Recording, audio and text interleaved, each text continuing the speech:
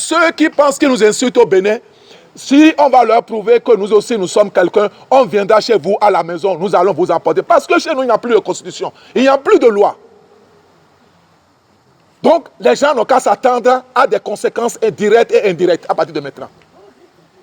La personne qui me concerne dans tout ça, comme je l'ai dit souvent, le peuple béninois va mettre des personnes, ceux qui ont fossoyé notre économie, devant la justice.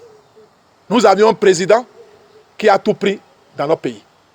La douane, les institutions, il a tout pris. Le peuple béninois, je vais vous promettre, nous allons les mettre devant vous, à la télé et à l'ORTB. Je le dis tous les jours. Mais pour ceux qui n'y croient pas, qui continuent toujours pas penser que c'est de la blague, ils seront présentés au peuple béninois enchaînés. Je vous jure sur Dieu, sur les mains de nos ancêtres, je jure sur le Père Céleste, le peuple béninois prendra ses dispositions. Quand vous venez dans un pays et vous ne pouvez pas augmenter, donner du boulot aux gens, il faut au moins garder ce que les gens vous ont laissé.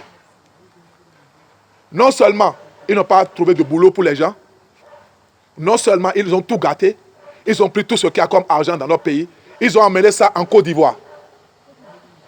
Chers compatriotes, je veux par ici féliciter le président Soglo, Azanaï, et en particulier les jeunes qui se battent de jour en jour. Chers compatriotes, en ma qualité de fils du pays, je viens humblement demander au peuple de ne pas réagir aux provocations du diable. C'est important que le peuple sache que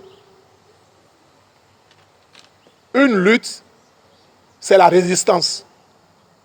Ce n'est pas comment est-ce que vous avez gagné la lutte. La lutte, c'est la résistance. Une lutte ne se gagne pas d'un jour à l'autre. C'est une question de résistance. Et nous croyons que nous ne sommes pas loin de la victoire.